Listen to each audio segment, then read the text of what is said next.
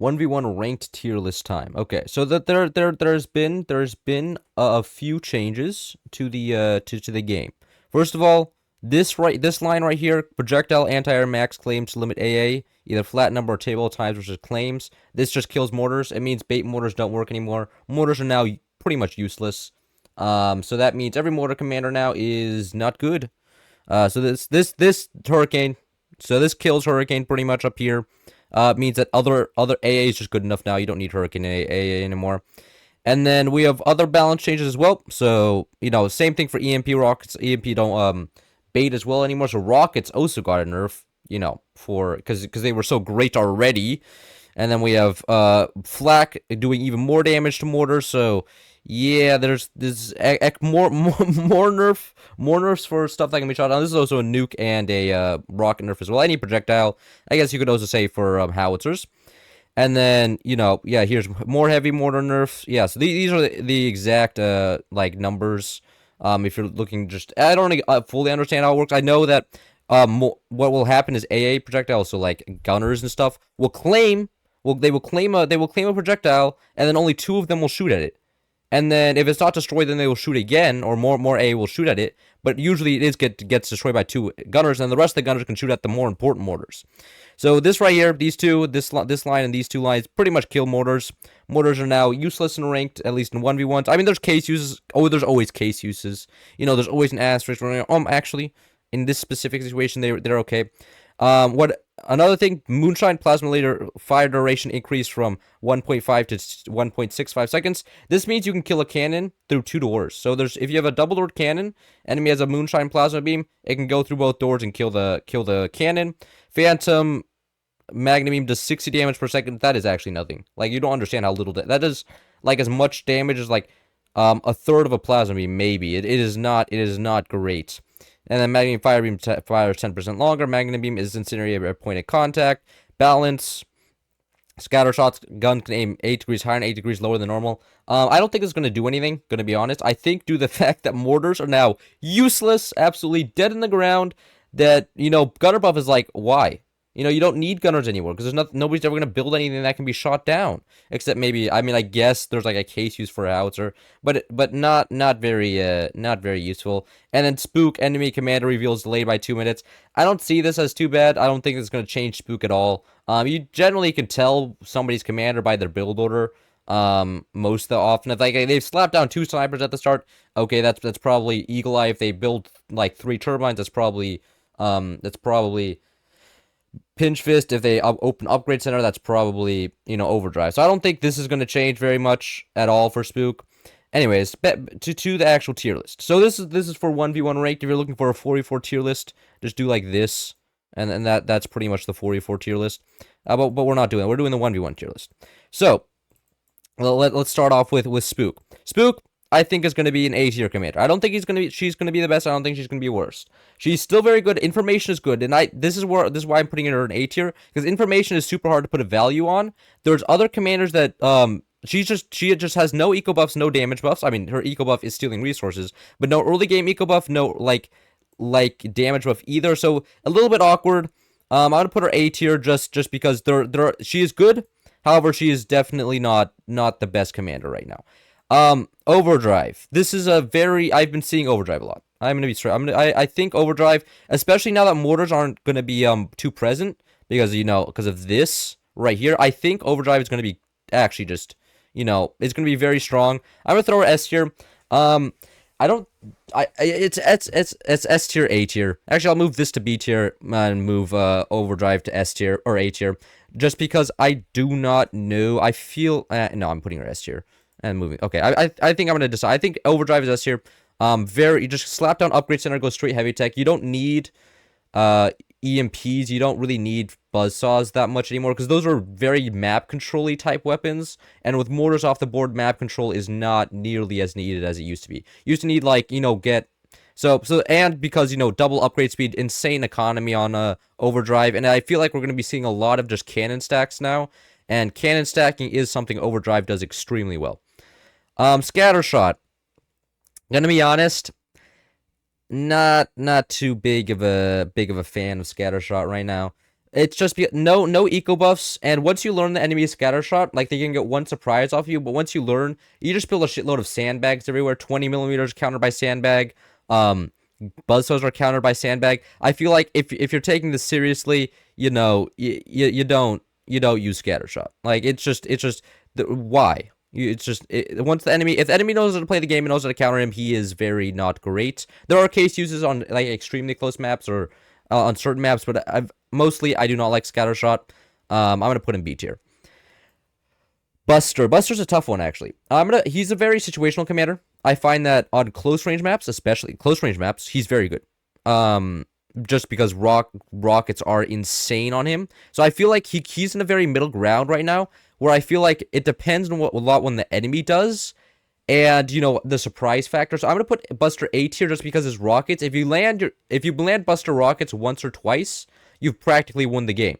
However, rockets again are just extremely easy to counter. However, I still think he's better than Scattershot because Buster also has 20 millimeter buffs and stuff, and also has rocket buffs and has free foundation nodes. So Buster, I feel like A tier, very solid commander still.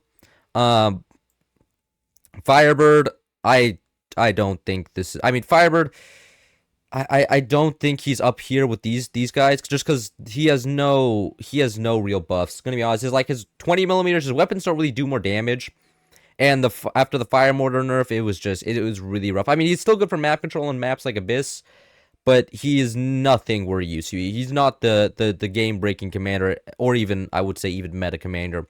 Pinchfist, okay, Pinchfist is a tough one for me right now. Because Pinchfist is very strong. He is definitely by far one of the strongest. Okay, yeah, I'm throwing him up here, but I think I'm gonna keep Overdrive ahead of him because Pinchfist is very good at getting a lot of weapons out fast. However, with the presence of Overdrive, I think it's not going to be great because a lot of people, if you're playing against Overdrive, they're going to get an upgrade center.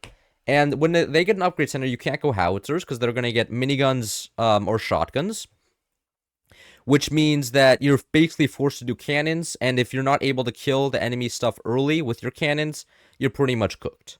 So I think in the current patch, especially with the upgrade center straight into heavy tech, this, like, Overdrive will be about like a minute behind Pinchfist early game, but the double resources, double upgrade speed, free pretty much upgraded mines without needing that extra tech. I feel like in most maps, Overdrive is going to be ahead of Pinchfist. Phantom, I don't know what, I think the devs were trolling with the Phantom changes. Like guys, Phantom got buffs here. Wow. But if you build a Magna Beam and rank people, you're already trolling, right? You can't build a Magna Beam and expect to win a fight. Like that you can't. Like this is still D tier commander. Like there's a surprise factor, sure, with rockets maybe, but like this is not going to change anything. This is not going to change anything at all. Okay, that's just trolling. So Phantom still D tier. Not gonna move her away from that. She is this is nothing. No, I don't know when I don't remember the last time I saw a Magna Beam ranked. I do not remember. And I'm serious about that. Like I've never seen a Magna Beam rank, and this doing basically no damage is not going to change that. Architect, I putting her B tier. There's very high eco plays. Architect, the idea behind Architect is you take early pressure and then you use her ability, which is 3 times or 3 to 4 times build speed, and you build up a cannon extremely fast, or build up a 20 millimeter howitzer extremely fast, and then surprise them with early aggression. Put pressure on if somebody's pressuring you. However, everybody's just going late game. Everybody's just going upgraded eco into cannons, and if you do that, well then there's nowhere to catch up, right? I mean, like you don't have you're just behind on resources. There was no early aggression that you can exploit or come back from because nobody does early aggression anymore. Mortars are dead in the ground. So I feel like Overdrive actually just got worse after this update. So I feel like it maybe even C tier. I don't know. I'd B or C tier. I think you can keep her B tier. Armadillo. I feel like Armadillo is gonna be one of the best commanders now. I mean, honest. I feel like I think this is gonna be my new favorite commander, Armadillo. Just for the fact he has great early game control. The double speed doors means that EMPs, which I feel like EMPs are going to become a lot more common now because you don't need to go red tech for mortars anymore. You can freely go purple tech, And if you do go red tech, I feel like you're also going to be fighting a lot against a lot of howitzers. So I feel like purple tech is going to become extremely common. This is my prediction. Purple tech is going to become extremely common. You're going to see a lot of EMPs come out. And all of these EMPs are going to be, their doors are going to be super fast. And also his AP sniper getting penetrated through 2 doors makes it very good at countering EMPs. So, and, you know, his AP sniper is also really strong because it can't be really shot. Like, his sniper, a mini door Armadillo sniper will close, the door will close faster than a sniper bullet can travel across the map. And I feel like that, along with his insanely cheap metal plus repair costs. Keep in mind, a normal piece of metal will add 100% repair cost. This discounts it to 80%, and on active is half repair. So it costs 40% of the cost to repair on active a piece of metal than it does for any other commander in the game. And you may say, but this commander overdrive does double resources, so that's pretty much like 50% off. That is true. You are correct on that. However, due to the fact that, you know, overdrive is, you know, does like a very small eco boost, and this you take 3 cannons, press the button, you get I think you get more resources, but that's theoretically.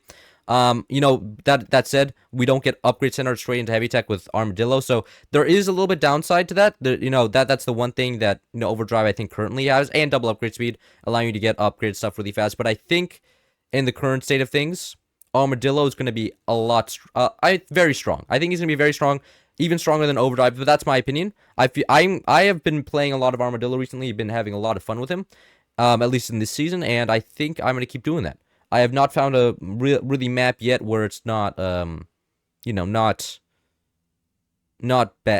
bad. You know, maybe on balls, but you know, that's balls. Eagle Eye, I don't know. Eagle Eye is odd right now. It just you just don't have resources. I mean, Eagle Eye situation. Can I change the name of these? Can I change the name? Let's go map situational. There we go. And we're gonna can I move this up? No, I can't. Whatever. We're gonna go map. We're gonna put Eagle Eye here. He's very good on Abyss, and that's it. Can I move this? Yeah, okay. We're gonna put a map situation up there because, like, you know, these are, you know, theoretically S tier. Like, I mean, but, you know, Eagle Eye, very good on Abyss. Not really seen anywhere else. It's just no reached economic buffs, and you get out weapons so late if you use his banking shot. So it's very situational. I don't like him as a commander. Oh, Hurricane got killed this update. B tier almost with Phantom down here. Let's change this to C tier as well. C tier, this makes more sense because I'll put a B tier because it's just why if you're gonna play Hurricane, just play one of these commanders up here. It's just his ability to get double reload speed does not help with the economic problems. Like, there you almost have you struggle for energy for cannons and for 20mm and howitzers enough as it is, and you don't really need this. So double reload speed is super hard to keep up. I struggle for energy, and the amount of energy you need to build is just unreasonable as Hurricane, and you don't need the gunners anymore. And because Hurricane mortars were absolutely insane, the DPS on those things were just unbelievable. However, Hurricane mortars, you know, not exactly playable anymore because heavy mortars got nerfed. So you don't even need the mortars anymore. Mortars were his best part, and, you know, mortars are no longer meta. I feeling his gunners are no longer going to be needing. I don't think Hurricane's going to be great anymore. I think Hurricane's going to be B tier. I could throw him up in A tier, but I think he's fine down here with these commanders. Warthog, same deal. No economic buffs. That's my problem with Warthog. It's just not great. I mean, he's okay in some nuke play map, like maybe on Hang Time. Yeah, I'll put him map situational just for Hang Time, because Hang Time is a pretty heavy nuke map. You can get triple nukes pretty easily there. And then Warthog can be scary. However, on most maps, he's just not great. He's just not great. It's just like these commanders up here will all just build cannons, and if this guy goes cannons, he'll get out cannons by these people, because this guy gets 3 cannons by the time this guy gets 1 cannon. This one just gets double resources. This guy gets 25% more damage, and this one, you know, just gets insane amount of resources just because it doesn't need to build a tier 1 tech. And, you know, this guy, well, instant firing doors and will just endlessly press you with EMPs, AP snipers and stuff. So I feel like map situational is just very outperformed by all of these commanders. Actually, I could go no. I'm putting him map situation. I'm not putting him A tier. Uh, yeah. I mean, Moonshine. I mean, this is if you build a plasma beam as Moonshine, please, you're trolling. You're trolling. You cannot build a plasma laser and expect to win a game as Moonshine. That's not how this works. Like his whole kit is building around cannons and projectiles EMPing the enemy. So if you build a laser tech and then build 2 storages and then build a plasma beam, like sure you may get the surprise off and be able to kill a cannon, but like it's just this is not going to do anything. This buff isn't doing anything. So I don't think Moonshine's gonna is just gonna be there as an option. He's playable. Is he great? No. Seep. I'm sorry, Seep. Yeah, it's just you have no economy with Seep, and you only get the plus 32% boost on active versus this guy's on 25% on passive. So I'm not gonna put him with Phantom. Phantom should get a Phantom class. Phantom class garbage. There we go. We can put Phantom, and then of course this is S plus tier on Abyss or on Balls and not great. I mean it's I guess also okay on Battlegrounds, but other than that, yeah, this is not a great commander.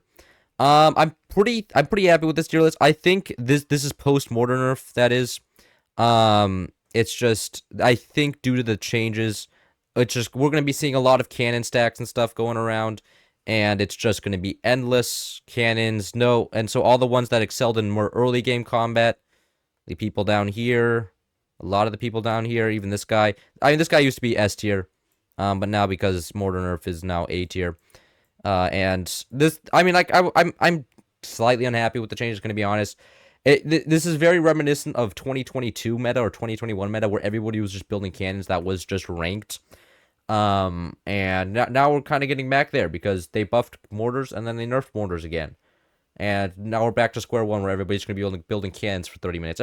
I feel like here we're also going to stop seeing lasers a lot. Lasers were very good at countering mortars and very good at supporting against mortars because they were not spatially constrictive, which helped a lot because on mortars you're under a lot of pressure, and building a massive ass cannon, which was very large, it was a lot harder to defend than a mini laser. However, due to the fact that mortars are no longer in play, I have a feeling lasers are going to become less common. So that is my opinion. If you think that Phantom is S tier, you go in the comments and yell at me, be like, oh my god, you actually don't know the secret Phantom strategy of instantly killing your enemy using hacks. However, that is my opinion, and you know what? Maybe I'll catch you in the next one. See ya.